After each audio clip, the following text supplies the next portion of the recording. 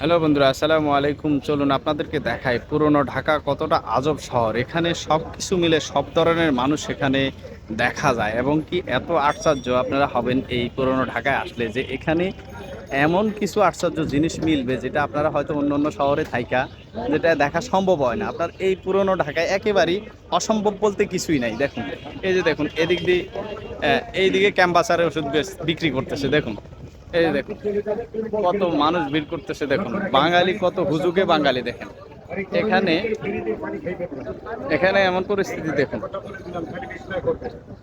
এই ফ্রিজের ভিতরে ফ্রিজের পানি খাবেন না, আর পানি যদি কাজ করে দেখছেন আপনারা ক্যাম্বাসারে ওষুধ বিক্রি করতেছে, সেখানে মানুষ কিভাবে ভিড় করতেছে। আসলে এটা কতটুকু সত্য, মানুষের কতটা উপকারে আসবে এই রাস্তায় বসে ওষুধ বিক্রি করতেছে। দেখুন শরবত বিক্রি করতেছে, মানে পুরনো ঢাকা।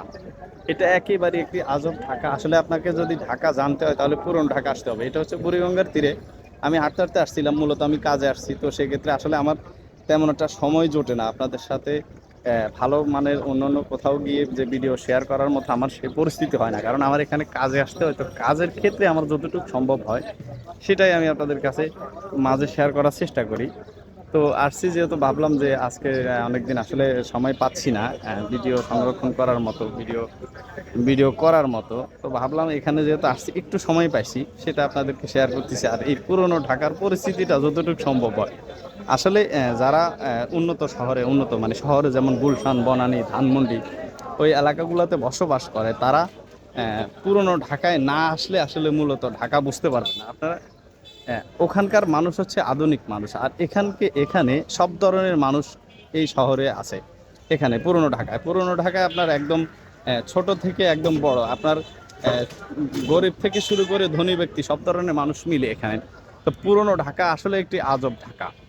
তো সেজন্য এই যে ক্যাম্পাসার দেখছেন, হ্যাঁ পুরনো ঢাকায় এমন এমন আজব জিনিস মিলবে যেটা আসলে আশ্চর্য। কারণ হচ্ছে কি, পুরনো ঢাকা, আপনার ঢাকাতে যদি 2.5 কোটি 3 কোটি মানুষের বসবাস থাকে, তার ভিতরে পুরনো ঢাকায় আপনার মনে হয়, আমার মনে হয় 2 কোটি মানুষের বসবাস আছে। তো এই জন্য এখানে সব কিছু সব কিছু মিলে এখানে আপনার ক্যাম্পাসার থেকে দূর করে, আপনারা যদি এখানে যদি কেউ মাটি নিয়ে বসে বিক্রি করে সেটাও মানুষ কেউ না কেউ কিনে নিয়ে যাবে। আপনার যা কিছু, এই যে দেখুন পচা ফল বিক্রি করতেছে, এটাও মানুষ কিনতেছে। অথচ এটা কতটা স্বাস্থ্যকর সেটা কিন্তু মানুষ যারা কিনতেছে তারা হয়তো এতটা, কারণ হচ্ছে কি ওই শ্রেণীর মানুষ আছে এখানে এগুলো কেনার মতো, এগুলা খাওয়ার মতো ওই শ্রেণীর মানুষ, কারণ সবাই তো আর ধনী না এই শহর, এ সবাই ধনী বসবাস করে না। এই দেশটাও, এই দেশের মানুষও সবাই ধনী না। তো সেক্ষেত্রে এই পুরনো ঢাকায় আপনি যাই বলবেন, আপনার একেবারে ব্যবসা বাণিজ্য সব কিছুই এই পুরনো ঢাকা কেন্দ্র করে, কারণ আপনার সারা বাংলাদেশের সব কিছু এই পুরনো ঢাকা থেকেই মূলত উৎপত্তি। এই ঢাকা আসলে, ঢাকার সাথে পুরোটা ঢাকা, পুরনো ঢাকার সাথে অন্যরকম একটা আশ্চর্য সম্পর্ক আছে আপনার।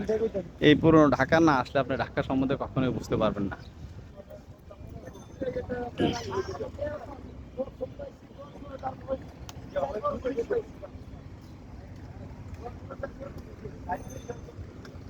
এই যে দেখুন একজন শুয়ে আছে, মানে কি যে অবস্থা। এই ঢাকায় আসলে আপনি সব কিছু মিলে যাবে, এই পুরনো ঢাকা আসলে আপনি সব ধরনের মানুষ পেয়ে যাবেন একদম।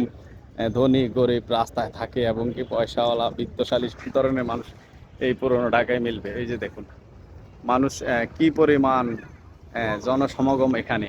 আপনারা যদি না আসেন এখানে, দূর দূরান্তে যারা আসেন, না আসলে বুঝতে পারবেন না। তো ধন্যবাদ সবাইকে এতক্ষণ সাথে থাকার জন্য। আসসালামু আলাইকুম।